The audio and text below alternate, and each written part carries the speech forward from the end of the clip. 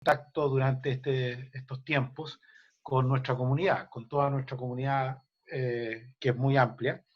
Y en esta ocasión le hemos pedido a Pablo González que nos hable un poco de gestión pública, mirando también hacia adelante.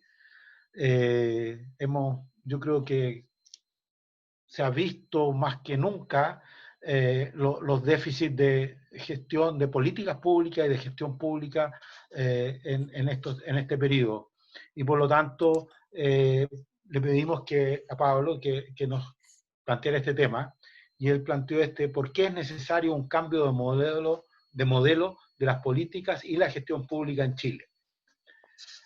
El Centro de Sistemas Públicos es parte importante del Departamento de Ingeniería Industrial desde hace mucho tiempo. Nosotros como Universidad del Estado hemos siempre tenido desde nuestra fundación, hemos tenido una vocación grande por lo que es público. Y por allá, el año 94, 95, yo era director de departamento en ese tiempo de Ingeniería Industrial, y con Mario Mario Weisblut planteó la creación del Centro de Sistemas Públicos como una forma de aunar los distintos esfuerzos que se hacían en el departamento. Y el centro se ha desarrollado y ha sido realmente un motor importante en nuestra proyección y en nuestro quehacer hacia el sector público. Pablo es director del centro, director académico del centro e investigador principal de la línea Valor Público y Educación del Centro de Investigación para la Educación Inclusiva del departamento. Es PhD en Economía de la Universidad de Cambridge. Es autor de más de 50 publicaciones en revistas académicas y libros. Actualmente participa en las comisiones de cohesión social del Ministerio de Desarrollo Social y de calidad de trabajo del Ministerio de Trabajo y Previsión Social, e integra el panel de expertos para la encuesta de caracterización socioeconómica nacional y en directorios de fundaciones. Ha integrado comisiones como la de medición de calidad de la educación, de la infancia, educación y financiamiento de estudios superiores. En el 90 fue directivo público y asesor de los ministros de Educación y Trabajo. Fue coordinador del Informe de Desarrollo Humano del Programa de Naciones Unidas para el Desarrollo los años 2009, 2010 y 2012. Y consultor del Banco Mundial, BID, OECD, UNICEF, UNESCO, PNUD, HDI, RTI. En fin, me imagino la mayoría de ustedes ha escuchado o leído a Pablo, así que no le tomo más tiempo y lo dejo. Les doy las gracias a todos ustedes por participar en este webinar y muchas gracias a Pablo por comunicarnos. Adelante, Pablo. Bueno, muchas gracias a Máximo por la invitación y a Educación Ejecutiva del departamento. Muchas gracias a todos los asistentes por su presencia, por dedicar parte de su tiempo a este tema. El contenido de mi charla es una breve introducción que nos contextualice el tema, después algunos conceptos fundamentales de estos nuevos paradigmas emergentes, después algunas herramientas desde la ingeniería y finalmente una discusión abierta. Entonces déjenme contextualizar el tema.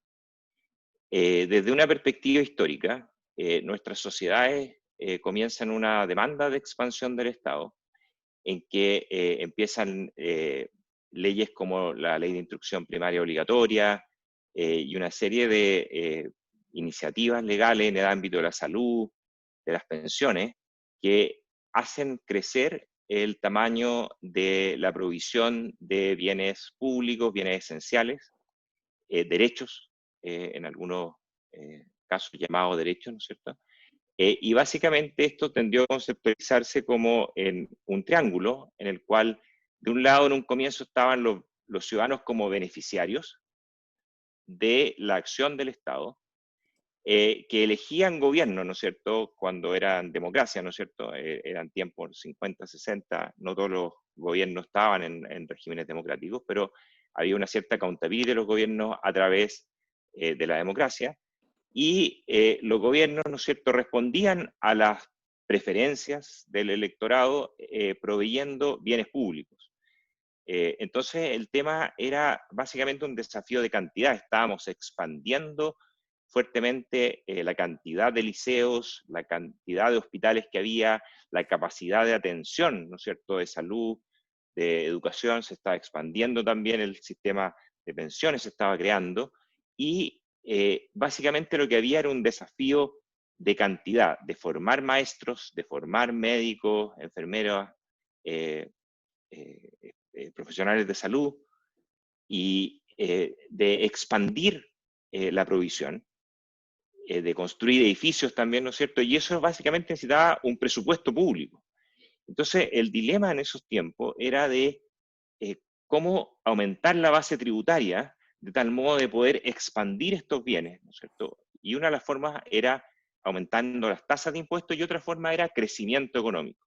Y Chile lo hizo fuertemente con un crecimiento, con una expansión de la actividad importante, ¿no es cierto?, que nos permitió construir, se habla de una escuela al día en un cierto periodo, ¿no es cierto?, para dar un orden de la magnitud de esta expansión en la provisión del servicio público. Pero con el correr del tiempo, el tema de la calidad. Nos empezamos a dar cuenta de que algunos sistemas públicos se habían instalado proveyendo, por ejemplo, aprendizaje, ¿no es cierto? El sistema japonés, por ejemplo, el sistema finlandés, los niños aprenden. Pero en otros países los niños no aprenden tanto. En algunos países la atención de salud es muy buena y en otros países no tanto. En algunos países incluso todavía hay gente muy excluida de los sistemas de salud, incluso algunos países desarrollados. Y empieza entonces el desafío de la calidad. Y esto, en una perspectiva histórica, ustedes pueden acordarse, ¿no es cierto?, internacionalmente, Reagan, ¿no es cierto?, que decía que el Estado no es parte de las soluciones, del problema. Thatcher, que decía que la sociedad no existe, ¿no es cierto?, que somos solo individuos.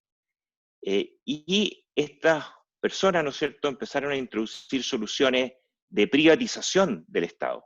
Empezaron a privatizar los aeropuertos, en algunos países los fondos de pensiones, ¿no es cierto?, a nosotros nos tocó, la educación, la salud, Chile fue un experimento radical en ese sentido, de introducción de un criterio de competencia para que los beneficiarios, ahora concebidos como clientes, demandaran servicios de mayor calidad, y eso cambiándose de escuela, cambiándose de consultorio, que podían empezar a competir entre ellos. Esa era la filosofía. Y por otra parte, una idea de lo que se llama control jerárquico, en el sentido de que el gobierno acá arriba tiene que volver más fuerte el control sobre la escuela, sobre el hospital, sobre la oficina o el servicio público, la agencia pública, y fijarle metas, fijarle ciertos resultados esperados e incluso pagarle en función de ello, o sea, darle incentivo. O bien ponerle una supervisión más estricta para obligar al servicio público a proveer lo que el gobierno quería, que era lo que se suponía que los ciudadanos querían. Ahora, la definición de que lo que los ciudadanos querían, ¿no es cierto?, era o en términos de cliente o en términos de lo que los expertos creen que los ciudadanos quieren o lo que el gobierno cree que los ciudadanos quieren. ¿Sí? Entonces, eso pasó a llamarse, esta introducción de técnicas del sector privado en el ámbito público para resolver el problema de calidad, se llamó nueva gestión pública y fue introducido muy fuertemente en algunos países anglosajones y muy fuertemente en Chile, entre los 80 y los 90. Entonces, hubo una transición, si ustedes quieren, entre primero un Estado que se expande y que empieza a proveer muchos servicios, un cuestionamiento del Estado con Reagan y Thatcher, y después una introducción de técnicas del sector privado que es básicamente el tiempo de Clinton, el tiempo de Blair en Estados Unidos y en Inglaterra respectivamente. ¿Qué es lo que es nueva gestión pública? Es un paradigma que extiende los supuestos de la economía neoclásica a la administración pública. Entonces contesta la pregunta, ¿qué es lo valioso? Lo que tiene beneficio neto, lo que tiene un beneficio medible en términos monetarios y que es mayor que los costos de provisión. ¿Cuál es el criterio principal? La eficiencia. ¿Cómo se valora la eficiencia del Estado? Se valora en términos de que los individuos están satisfechos, los clientes están satisfechos, de que hay un análisis costo-beneficio positivo o que se ahorran costos.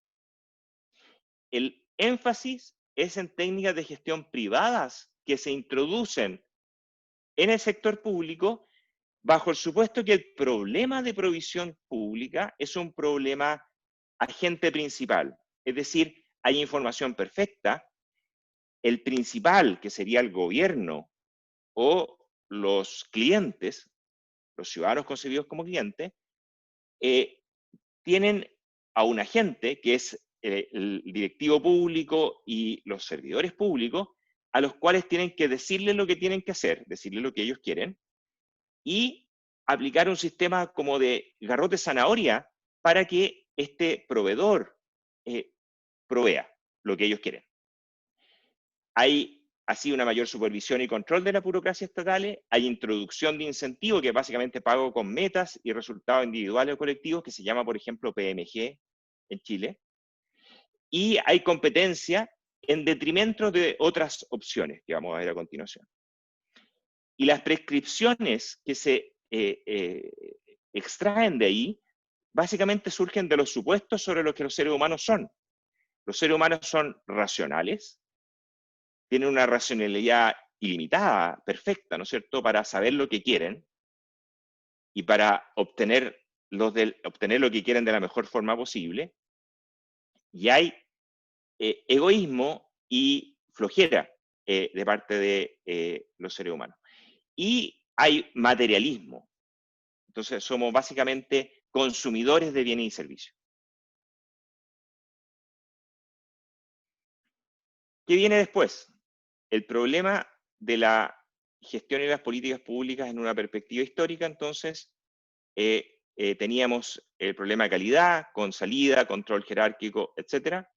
Y en realidad en los años 70 ya Albert Hirschman nos había dicho, mira, para mejorar calidad no solo existe Exit, sino que existen otras opciones. Existe Voz, que son todas las posibilidades de participación, protesta, feedback, que pudieran entregar los ciudadanos, ahora sí entendidos como ciudadanos, que participan, que deliberan en cuanto a las políticas públicas, sea en la esfera pública o sea respecto a opciones creadas por las propias organizaciones para producir deliberación sobre lo que queremos. Hay lealtad también, hay una lealtad hacia las instituciones, hay una motivación intrínseca, hay servidores públicos que quieren el bien de la comunidad, que quieren hacer un buen servicio, que quieren que las personas estén mejor, y hay una motivación intrínseca que se empieza a descubrir en los años 90 y posteriores, que puede ser limitada, que puede ser destruida incluso si utilizamos excesivamente incentivos monetarios, y que es tremendamente importante en la provisión de servicios para la comunidad. Y también existen técnicas de administración que permiten que las organizaciones estatales o privadas también provean un mejor servicio.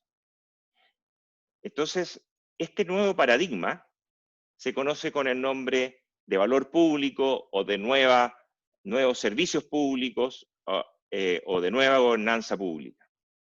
Entonces, algunos conceptos básicos respecto a esto. Bueno, primero, esto corresponde, las soluciones que se generan corresponden a distintos momentos históricos que están yuxtapuestos, que no podemos decir han desaparecido del todo, las soluciones están conviviendo, ¿sí?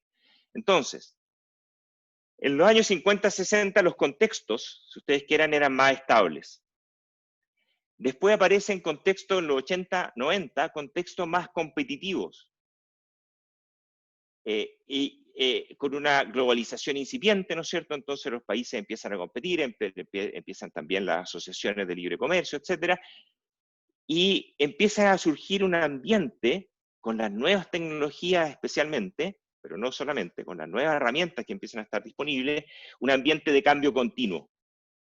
Entonces el contexto cambia. El contexto pasó de un sistema estable a un sistema el que es mucho más inestable, y hay cambio, no solo del contexto, sino también de las personas y las necesidades de las personas. La población era homogénea, o por lo menos eso creíamos así. Desde la provisión pública se daba un currículum escolar con unos textos escolares, el problema era traer a la población a la escuela. En la nueva gestión pública concibe a la población como individuos que están atomizados, y entre más los atomicemos mejor. O sea, entre más ellos pueden ejercer sus preferencias individuales, entre mejor podamos responder a esto que ellos quieren como individuos, mejor. Y en términos de lo que pasa ahora, bueno, nos damos cuenta que la población es diversa, que tiene distintas, no solo preferencias, sino que tiene distintas situaciones, que tiene distintas opciones, que tiene distintas opiniones, que quiere distintas cosas, que no quiere todo lo mismo. Pero que eso también se puede agrupar en determinados grupos. Entonces empiezan grupos con, por ejemplo, necesidades especiales, grupos que requieren garantías reforzadas, se habla del punto de vista de los derechos. Entonces pasamos de necesidades, que son sencillas, definidas por expertos, a deseos que son expresados a través del mercado. Antes nos preocupaba las necesidades básicas, y cuando abrimos la cosa al mercado hablamos de dejemos que se expresen las preferencias ya sin límite, sin decir que esto es la necesidad básica o no, que es matizado por la focalización. Y pasamos a un concepto de que en realidad los problemas son complejos. En realidad los problemas son volátiles. En realidad existe riesgo, y no solo riesgo, existe incertidumbre. Y a lo mejor la necesidad no basta, hay que problematizarla, hay que discutir sobre lo que queremos.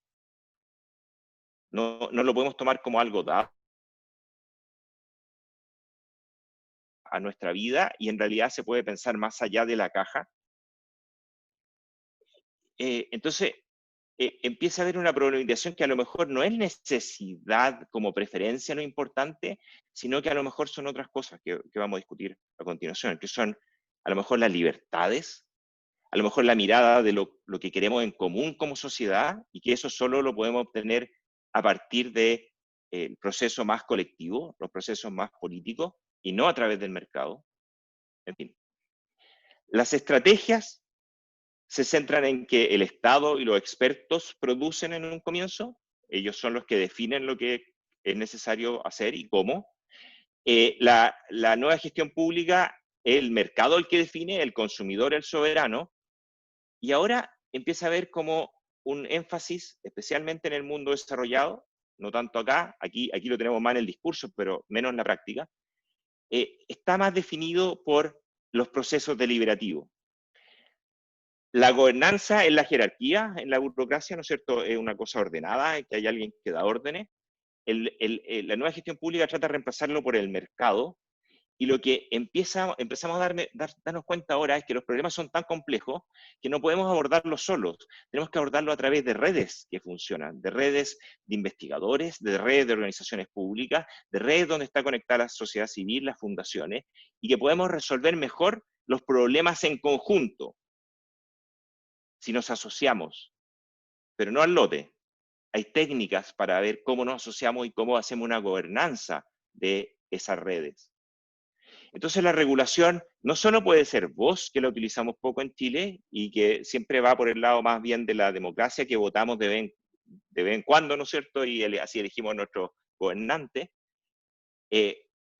La opción salida, ¿no es cierto?, que era la competencia que incentivaba la nueva gestión pública, y empieza a ser importante la lealtad, empieza a ser importante la deliberación, empieza a ser importante el involucramiento de las personas en las soluciones. Entonces, los actores cambian y las ideas es necesario refrescarlas. Entonces, ¿cómo se refrescan esa idea? Bueno, hay varios enfoques conceptuales alternativos que empiezan a aparecer. Estos enfoques, ¿no es cierto?, desde la administración pública no conversan con los enfoques que se desarrollan, por ejemplo, en otros ámbitos de la ciencia política, desde la filosofía, etc. Entonces yo colocarle algunos titulares, porque no tengo tiempo de entrar en todo ello, ¿no es cierto? Aparecen los temas de valor público, que voy a referirme a continuación, que no es un solo enfoque, ni siquiera en la administración pública. Hay distintos enfoques que están comenzando a dialogar entre ellos y empezando a ver lo que tienen en común, que es mucho. Hay toda una literatura de nuevos servicios públicos, hay toda una literatura de nueva gobernanza pública, hay toda una literatura incluso neoweberiana que habla de las nuevas burocracias públicas, que son las que incorporan estos enfoques. Y desde la filosofía política aparece la crítica al utilitarismo, que también ha sido interpretado como una crítica a la economía neoclásica, ¿no es cierto?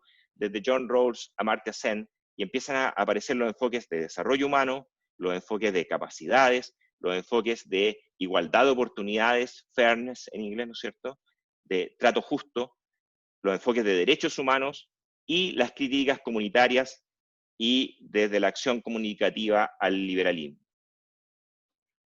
¿Qué es lo que es valor público? Valor público entonces aparece primero como lo que el público valora, pero después aparece como algo que concebimos como el interés general, el interés de las futuras generaciones, no solo el interés individual, lo que añade valor a la esfera pública, como lo que aparece ahí, ¿no es cierto? Los valores, lugares, organizaciones, reglas, conocimiento y otros recursos culturales que celebran en común las personas a través de sus compromisos y conductas diarias y que son confiadas al gobierno y las instituciones públicas, en lo que provee a la sociedad un sentido de pertenencia, sentido, propósito y continuidad, y que permite a las personas esforzarse y prosperar en medio de la incertidumbre. La definición que da Bosman, que trabaja en paralelo a Moore, ¿no es cierto?, habla del interés público, que está la definición ahí, ¿no es cierto? Un interés público ideal refiere a esos resultados que mejor sirven a la supervivencia de largo plazo y bienestar de un colectivo constituido como público. Y aparecen los valores públicos, que son aquellos valores que una sociedad considera que son los consensos normativos sobre los derechos, beneficios y prerrogativas que los ciudadanos debiesen y no debiesen poseer, las obligaciones de los ciudadanos para con la sociedad, el Estado y entre ellos, y los principios en los cuales los gobiernos y políticas deberían basarse. En el tema de valores públicos, para que ustedes entiendan más o menos de lo que estamos hablando, tengo un ejercicio al final que le quiero presentarle, pero por el momento, ¿no es cierto?, hay una idea de valor público como consecuencia, como objetivo, como el resultado que quiero obtener. Como por ejemplo, yo quiero obtener cohesión social en Chile. Eso es un valor público. Los valores públicos son los principios, los fundamentos con que las organizaciones se mueven. Entonces, ahí tienen, por ejemplo, un listado de los valores públicos que se reconocen en Dinamarca, en distintos escritos en donde aparecen fundamentaciones de parte de organizaciones de su actuar. Nosotros actuamos por el bien común, actuamos por el interés público, actuamos por el altruismo, la dignidad humana, pensamos en la gente que aún no ha nacido, pensamos en la estabilidad, en el orden, ¿no es cierto? Pensamos en la voluntad de la gente, pensamos en la democracia, pensamos en la protección de la minoría, en fin, son valores que mencionan en otras latitudes los servidores públicos como justificación de su actuar. Surge, y aquí me voy,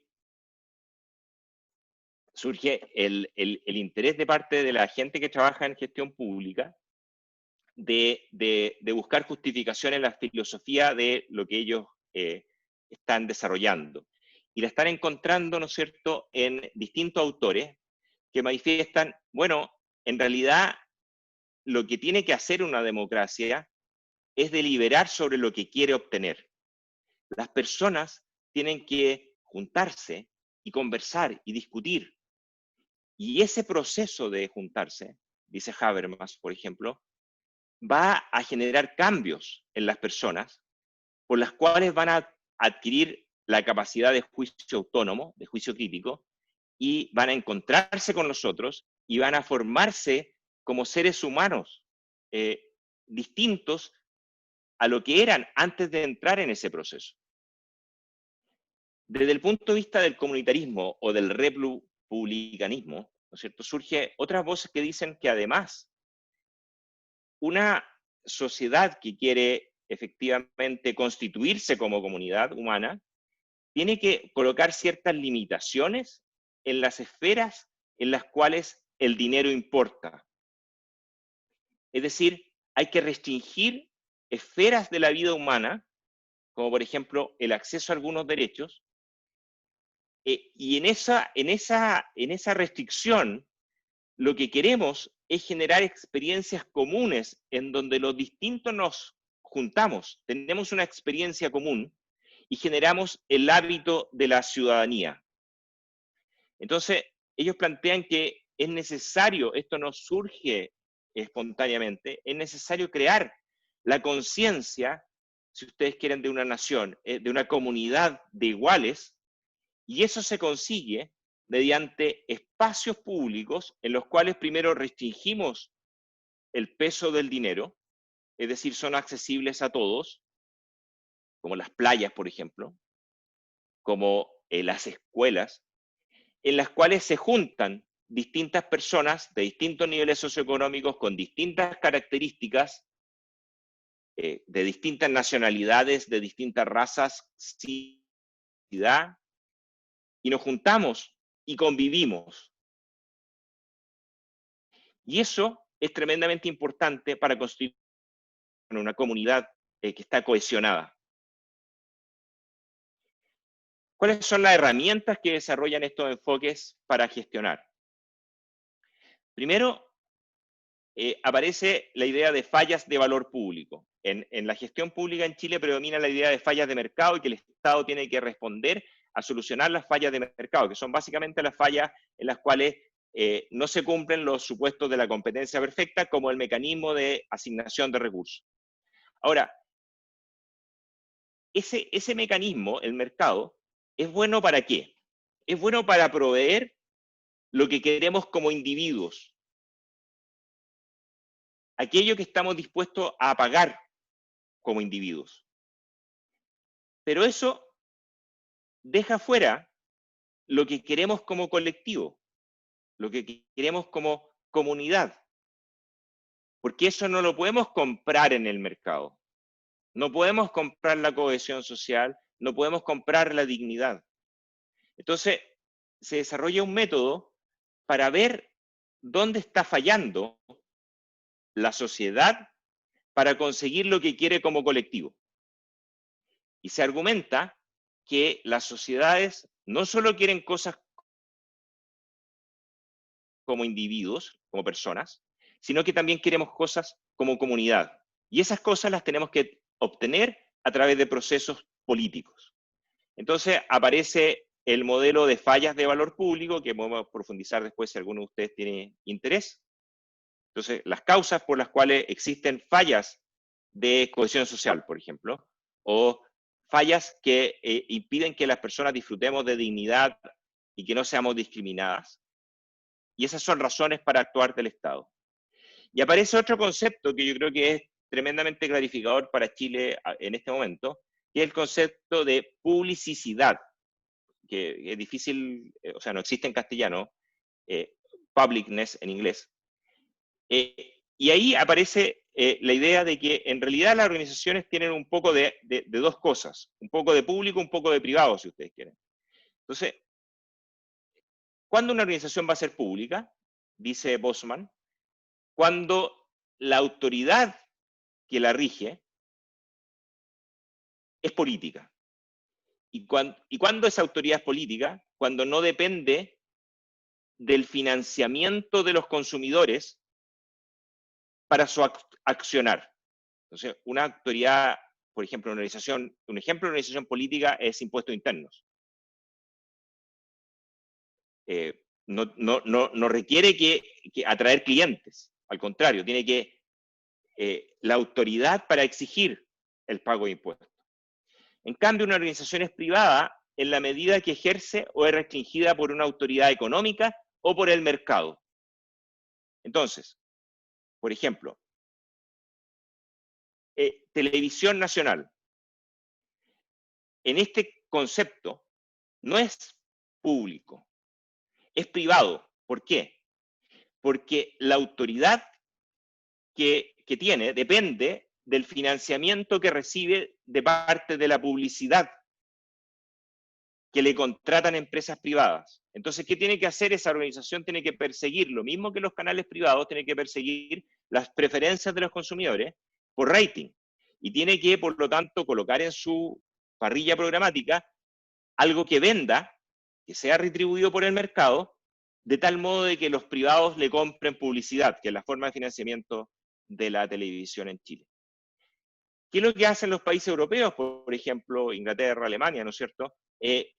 Cobran un impuesto específico que si ustedes tienen televisión tienen que pagarlo, y eso va a financiar, por ejemplo, la BBC, y la BBC decide políticamente con esos recursos qué programación va a tener.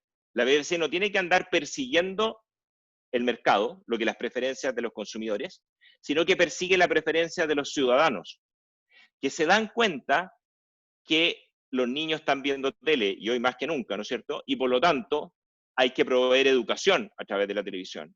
Y por lo tanto, hay que proveer cultura, hay que proveer valores. Se transmiten valores a través de la televisión. No la ven solo los niños, lo ven también los adultos. ¿Qué quieren los adultos y qué les va a aportar como ciudadanos la televisión? Lo interesante es que ese tipo de proceso, al menos en los países anglosajones, no sé qué pasaría acá, produce una televisión de alta calidad, a tal punto que nosotros nos peleamos por obtener esos programas acá. Entonces son programas con una alta audiencia y que están bien hechos y que además cumplen con el objetivo de valores públicos y de producir valor público. Entonces, si ustedes quieren, aquí aparece autoridad económica y autoridad política, ¿no es cierto? O sea, mercado y política. Aquí, por ejemplo, tenemos un continuo para las distintas empresas. Entonces, en realidad, las empresas son privadas y son públicas en parte. ¿Cuándo una empresa va a ser privada? Bueno, cuando una empresa, por ejemplo, es de un dueño y no está transada en la bolsa, es una empresa que se mueve con algunas reglas públicas, ¿no es cierto? Tiene que cumplir con ciertas regulaciones, tiene que pagar impuestos, pero es más bien en el ámbito de lo privado. En el lado contrario, hay una agencia gubernamental como Servicio de Impuestos Internos que está financiada por todos nosotros y que no requiere que el mercado le diga lo bien o mal que está haciendo, por el contrario.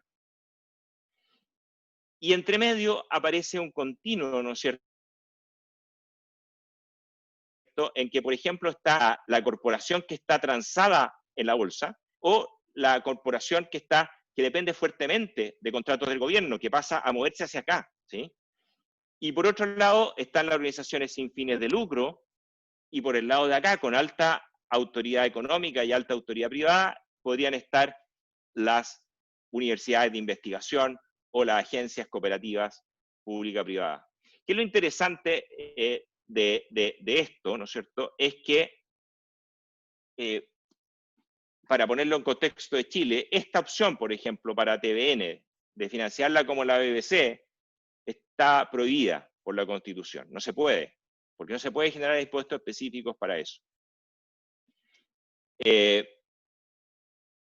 Aparece también una tercera fuerza, que es la de la solidaridad, que no voy a entrar en ella, pero que es una fuerza alternativa, que se promueve desde ciertas visiones, como visiones del mundo distintas, ¿no es cierto?, que dicen básicamente, no solo autoridad y mercado podemos utilizar para generar una mayor acción una mayor eficiencia en la provisión, sino que también podemos ocupar solidaridad. ¿Y cómo opera la solidaridad? Opera a través de este proceso de reconocimiento del otro, a través del proceso de convivir, de deliberar juntos, ¿no es cierto? Y aparece la idea del capital social, que es un espacio que tiene que, se recomienda, fortalecer más que asfixiar a partir de meterle a todo mercado o a toda autoridad pública. Y aquí hay autores como Elinor Ostrom que han hecho una tremenda contribución en este campo. Es decir, uno de los temas centrales que ella desarrolla es que efectivamente podemos como comunidad desarrollar más capital social en forma deliberada. Una de las cosas que hemos visto en Chile, me atrevo a decir, en los últimos tiempos, es que el capital social ha tendido a ser más destruido que consolidado. Y la última que les quiero mostrar es el triángulo estratégico de Mark Moore, que fue uno de los autores originales, ¿no es cierto?, que empezó con esta idea del valor público, en que nos plantea que hay que preocuparnos como gerentes públicos de tres cosas. Primero, en el lado de acá, en el lado de abajo del triángulo, ¿qué resultados queremos generar? Y eso él recomienda que tenemos que deliberarlo. No lo puede definir el gerente público. Hay que, ojalá, hacerlo de forma participativa con los distintos involucrados en el proceso, no solo los ciudadanos que reciben el servicio, sino también los proveedores, los que están entregando el servicio, las empresas que están alrededor del servicio, las comunidades que quieren que ese servicio produzca algo en particular y que no necesariamente lo reciben. Entonces hay que definir qué resultados queremos y ojalá orientar la acción pública en función de eso. Ahora, eso no basta. Eso tiene que ser del lado de arriba legitimado políticamente. Es decir, tiene que haber una autorización, una autoridad conferida al gerente público por los representantes de la ciudadanía, ¿no es cierto?, que avalan ese actuar de la agencia para conseguir esos resultados. Es decir, tiene que haber una sólida base política para la gestión de la agencia pública. Y en tercer lugar, el gerente público debe preocuparse de definir cuáles son las capacidades organizacionales, financieras y tecnológicas que necesita para producir los resultados que quiere producir. ¿Y qué pasa si no las tiene? Bueno, tiene que ver cómo obtenerlas. Y en parte esa reflexión tiene que ver con una visión más amplia de una red. No estoy como organización solo o sola, estoy con otros produciendo valor público. Entonces, conviene pensar cómo me pueden contribuir los otros que están cerca en mi comunidad, por ejemplo, para producir valor público. Y, por ejemplo, los hospitales en Inglaterra, ¿no es cierto?, están siendo gestionados por valor público con una inclusión muy grande de distintos stakeholders que están participando de una forma importante en hacer contar con más recursos la provisión pública del servicio, que es tremendamente valioso en estos tiempos que la gestión, ¿no es cierto?, de urgencia es clave. Yo simplemente algunos titulares antes de pasar al ejercicio que les tenía preparado. Quiero mostrarles algunas herramientas que nosotros estamos utilizando desde Ingeniería Industrial. El diagrama sistémico se hace cargo de que los problemas públicos no son lineales, no hay una lógica causa-efecto. Hay algunas causas, algunos efectos, pero en realidad la cosa es más compleja, mucho más compleja. Entonces, por ejemplo, en el tema de los derechos del niño, lo que observamos es que en Chile hay una vulneración sistémica de los derechos del niño. ¿Cuáles son sus causas? Bueno, sus causas en realidad son multidimensionales. De hecho, los derechos mismos son multidimensionales. Entonces, lo que tenemos es que hay una familia en la cual está inserta el niño, todos los niños, la gran mayoría de los niños. Hay una escuela en la cual van los niños, iban los niños, y ahora los que pueden estar con internet, ¿no es cierto? Hay una escuela y hay un barrio, hay una comunidad más amplia, ¿no es cierto? Entonces, en todos esos espacios ocurren vulneraciones de derechos. Y el hecho de que tratemos de simplificarlo no nos ayuda. El hecho de que tratemos de tener una causa y para atacarla esa causa y olvidarnos de todo el resto, no nos ayuda a resolver el problema, lo complica más. Entonces tenemos que abordar los problemas de forma integral, tenemos que abordar el tema de que las pautas de crianza son inadecuadas y que tienen violencia. Tenemos que abordar el problema de salud mental de la familia, tenemos que abordar el consumo de drogas en alguna familia, tenemos que abordar la violencia como forma de educar, y por otra parte tenemos bajas interacciones a nivel familiar, con baja calidad de las interacciones, ¿no es cierto? Gran parte del tiempo viendo tele, ahora mucha pantalla, alta carga de trabajo de los padres, que ahora se ha multiplicado, ¿no es cierto? Estamos con el con la escuela en la casa, estamos haciendo el aseo, estamos haciendo el trabajo, los que estamos trabajando, etc. Pero antes también había alta carga de trabajo, había traslados, había, en fin. Hay poca estrategia a los padres, hay baja expectativa a veces de los padres. En otro espacio, ¿no es cierto?, empiezan los problemas de convivencia escolar, de violencia en la escuela, de bullying. Hay sensación de inseguridad. Si ustedes ven, hay espacios en la escuela donde los niños se sienten inseguros, particularmente los baños, la salida a la escuela. ¿Qué está pasando ahí? Carencia de estrategias para abordar casos conflictivos. Falta pauta, falta capacidades de resolución de los conflictos a nivel de la escuela, a nivel de la comunidad, a nivel de la familia. Hay consumo de drogas y alcohol nuevamente, que viene en la familia, que aparece en la escuela. En fin, este es el diagrama sistémico que tiene distintos componentes. Este es un ejemplo aplicado a los derechos de la infancia, pero básicamente lo que está ocurriendo es que hay un conjunto de problemas y que tenemos que abordarlos en forma integral. Otra herramienta que nosotros utilizamos es el mapa de stakeholders. O sea, hay muchos involucrados y por lo tanto tenemos que identificarlos a todos y tenemos que trabajar con todos ellos en red. No se puede trabajar con uno. Y aquí tienen un ejemplo, por ejemplo, respecto a los niños con discapacidad. Hay muchos stakeholders que tienen que ver con esto, ¿no es cierto? Está, por ejemplo,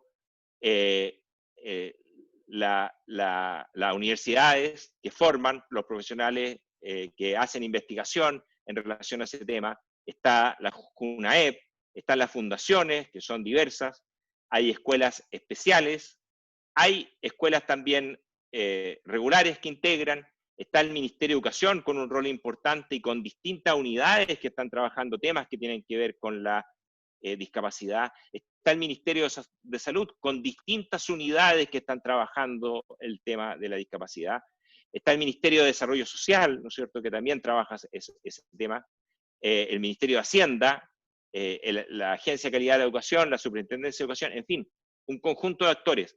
¿Cómo hacemos que esas políticas, que esos procedimientos de los distintos actores estén en coherencia con el ideal que queremos de inclusión para los niños de discapacidad, por ejemplo?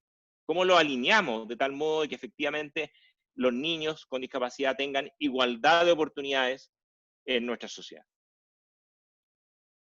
Otra herramienta, la cadena de valor y los sistemas de apoyo. Como nosotros concebimos a los sistemas, ¿no es cierto?, es a partir de la cadena de valor deporte, ¿no es cierto?, en que tengo dos ejemplos, voy a elegir mi favorito, ¿no es cierto?, que es el tema de la inclusión escolar, en que básicamente tenemos un valor que producir. ¿Cuál es el valor que queremos producir con la inclusión? Queremos que el niño desarrolle su máximo potencial a través de su paso por la escuela.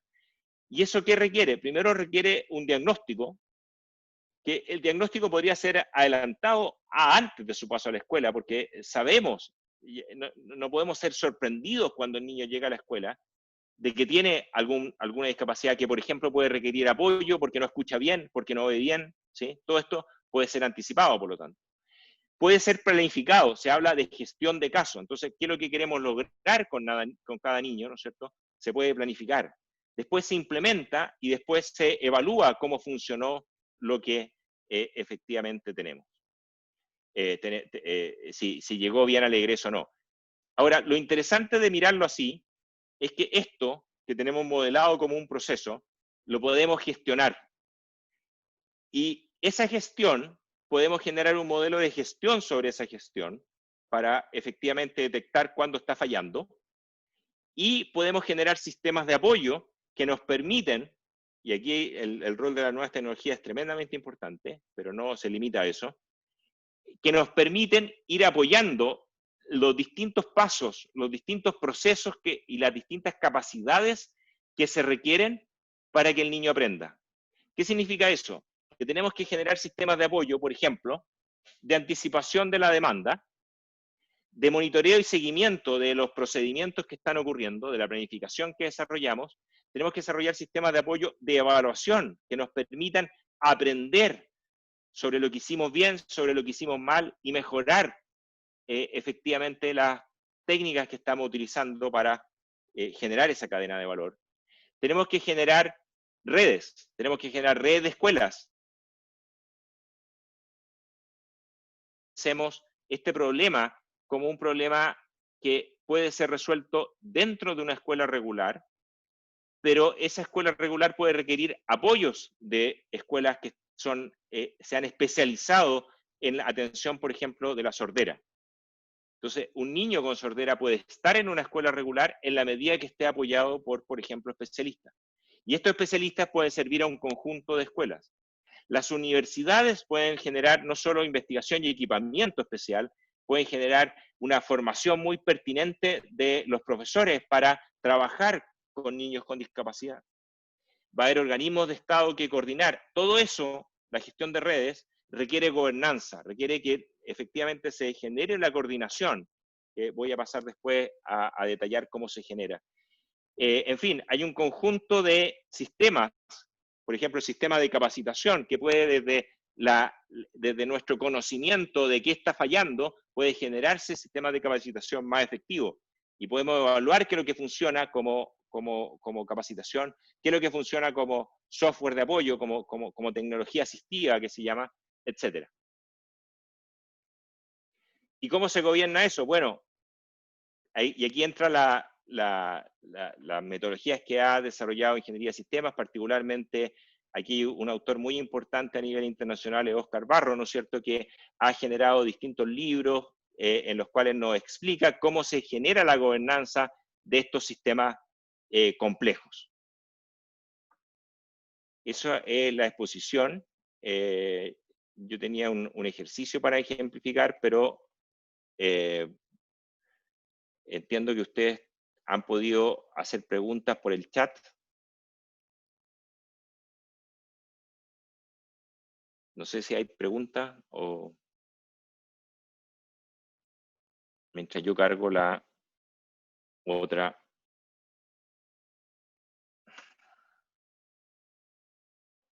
Lo que yo tenía para el comienzo en realidad, pero como se borró de esta diapo, voy a tener que buscar.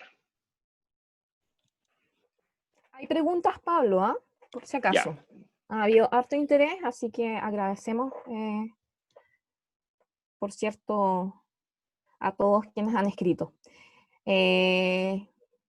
¿Quieres que te comente alguna? Mientras yo le voy a dar un código, le voy a pedir que carguen un programa que se llama Mentimeter. Este era el ejercicio que tenía al comienzo, pero no sé por qué se borró una diapo, la debo haber borrado yo, en donde estaba el código.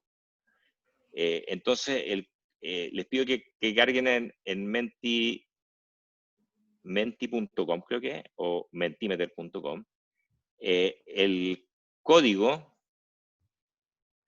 es 40, no, me equivoqué de presentación.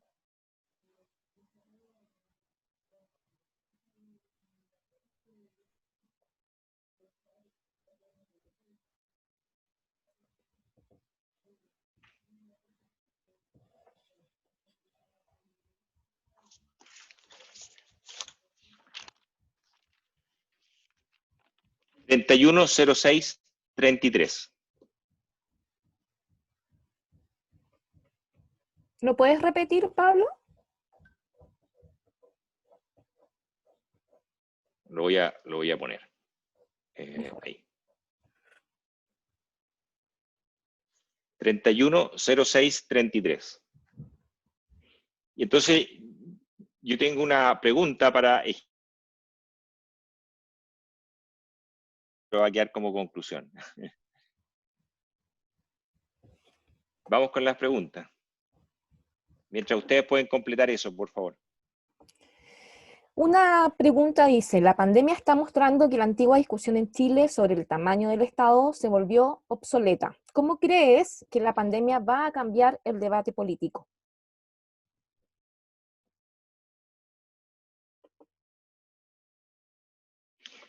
Yo creo que no solo la pandemia, sino también el estallido social que ocurrió ante la pandemia, debiera acelerar el proceso de cambios que tiene que ocurrir necesariamente en Chile.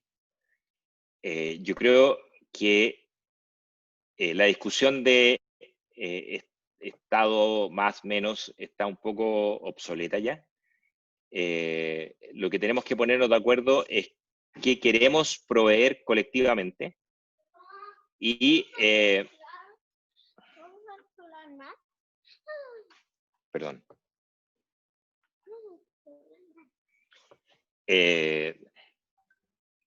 Y eso, la provisión colectiva puede ser estatal o privada, pero lo importante es que tiene que producirse bajo las reglas que nosotros definamos.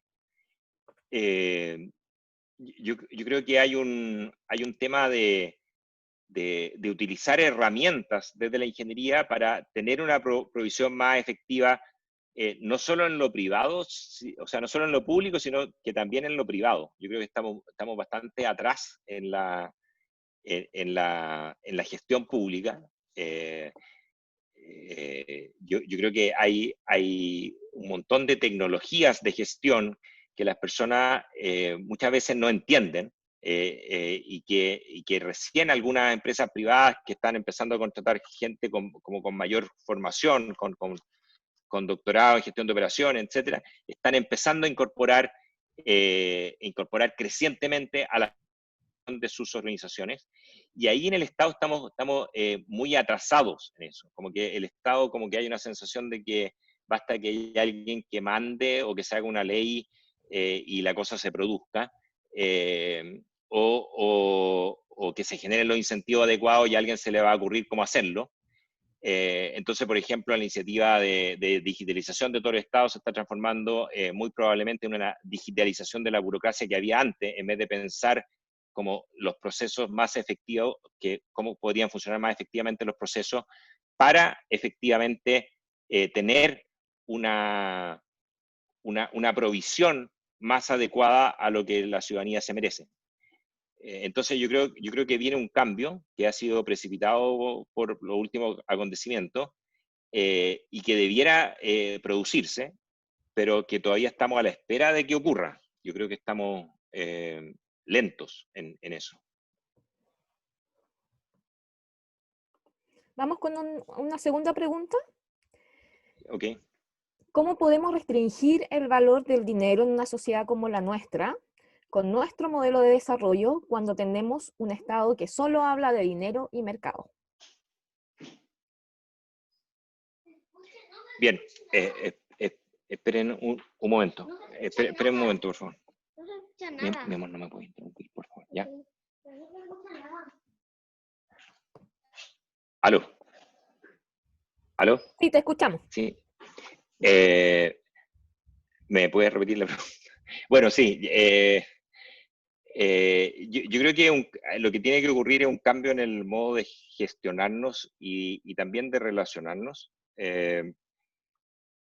Por eso yo hablo de la necesidad de un cambio de paradigma en que las organizaciones públicas empiezan a escuchar mucho más, en que las organizaciones de la sociedad civil están mucho más vigilantes de lo que ocurre en el aparato público. Yo creo que la política es demasiado importante como para dejársela a los políticos, para parafrasear a Clemenceau, o a Petit después, que utilizó esa frase en ciencia política.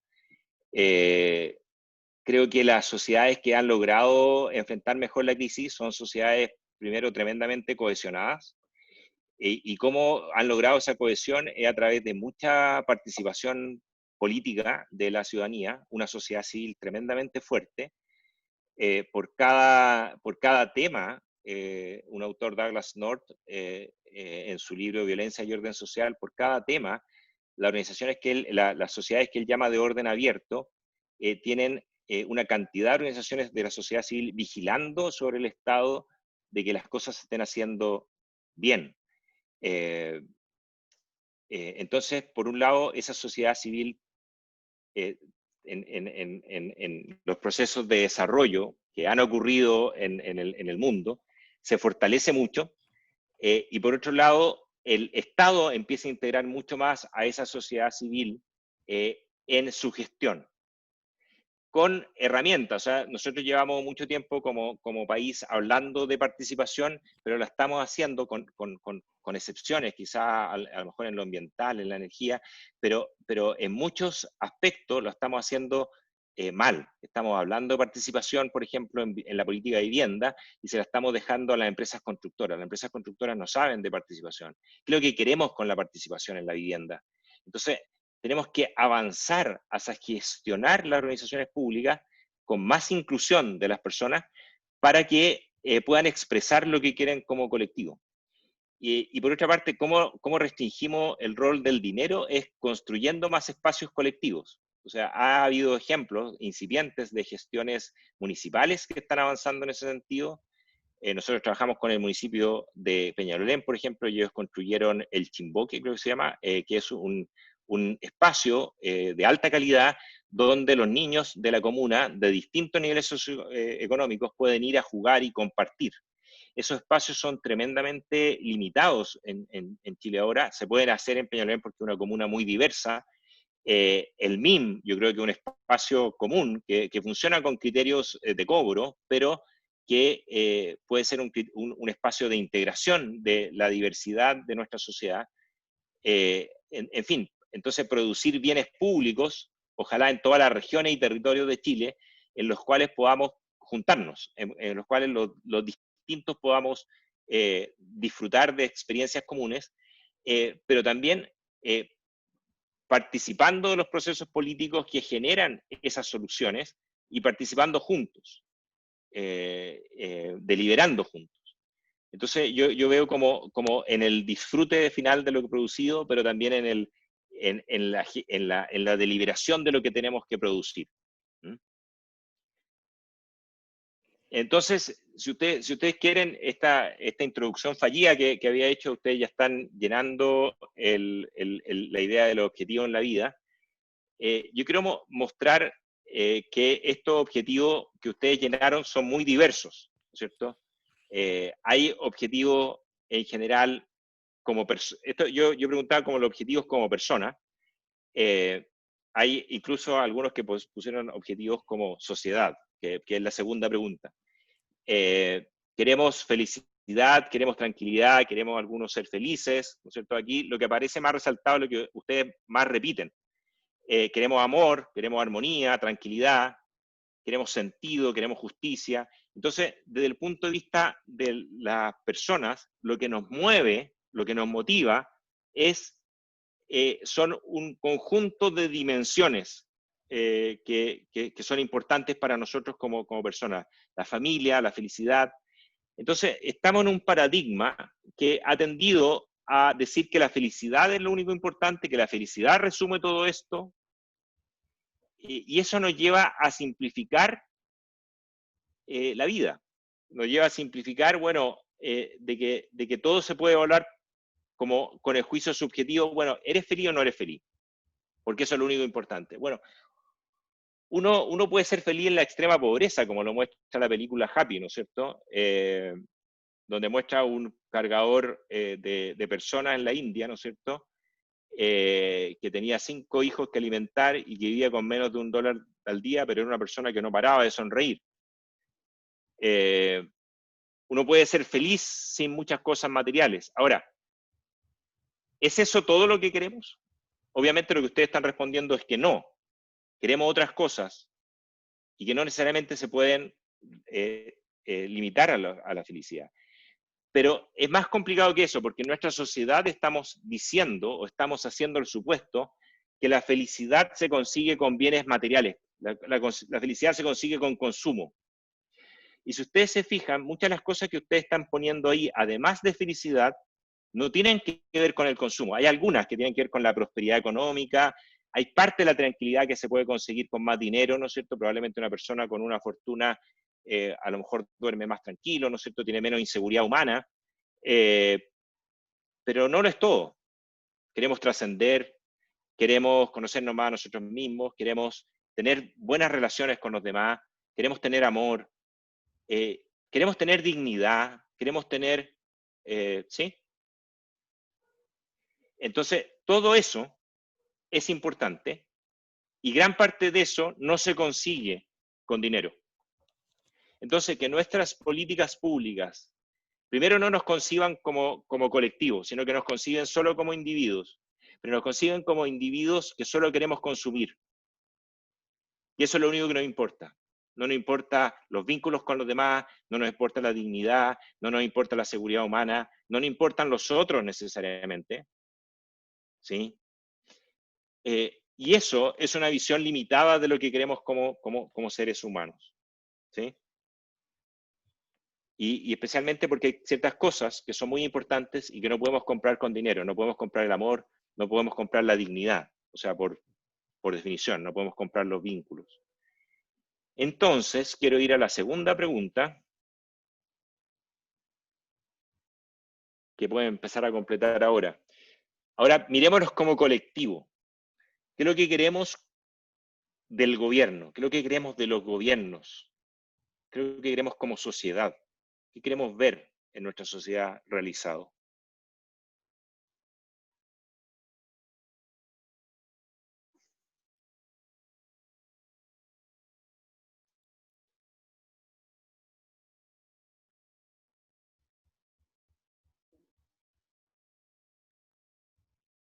Si quieres, por mientras seguimos con otra pregunta, Carolina. Sí, en honor al tiempo, yo creo que esta va a ser la última pregunta, pero vamos a hacer una nota donde vamos a tratar de dar respuesta a las otras consultas que nos mandan y que nos han mandado incluso desde Facebook. La tercera pregunta sería, Pablo, ¿cuáles serían los mecanismos de participación social que aportarían de mejor forma a la cadena de valor a una posible modernización del Estado? Hay varias condiciones para que los procesos de participación sean reales y no manipulaciones.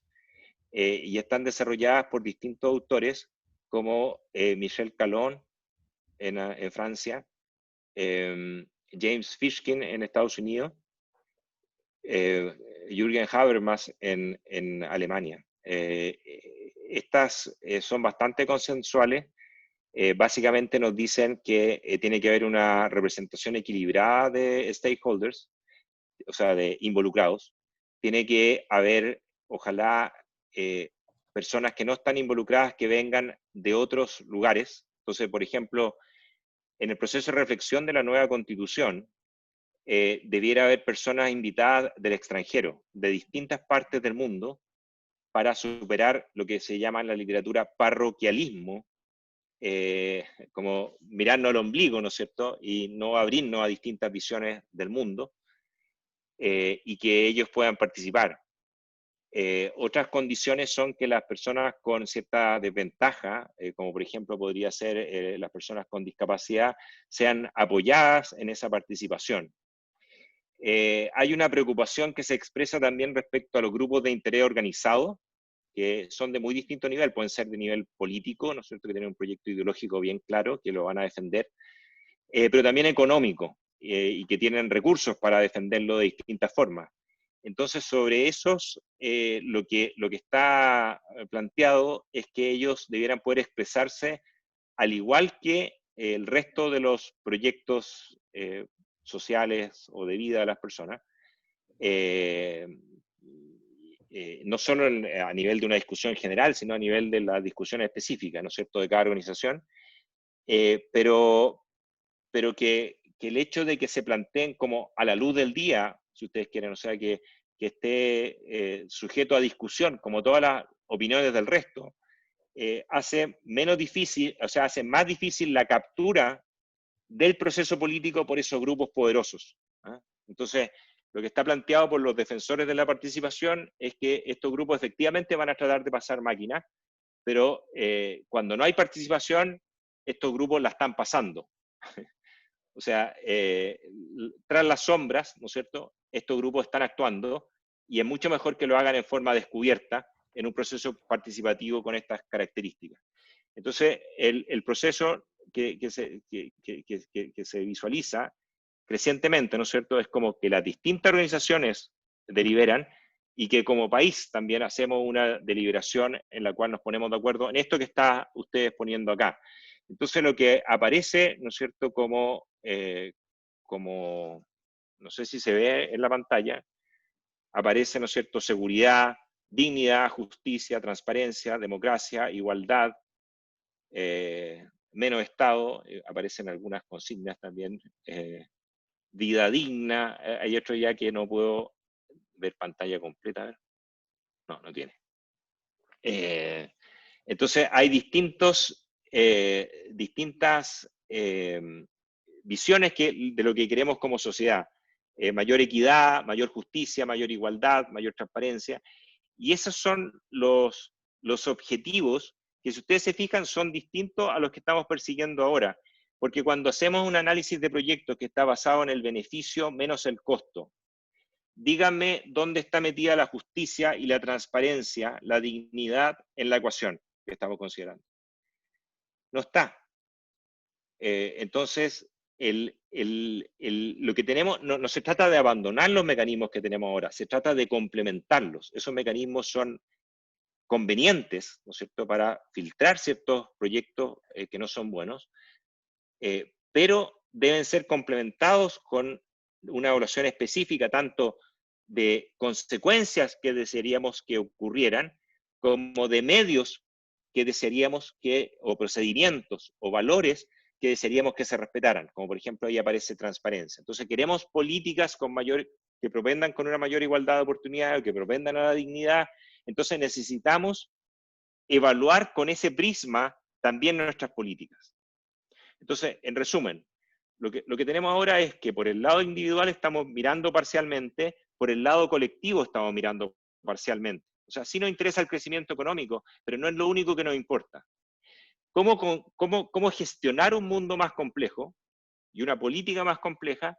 Eso se puede hacer, pero avanzando hacia poder discutir esto y poder incorporar nuevas herramientas de la ingeniería en la gestión pública. Esa es nuestra propuesta.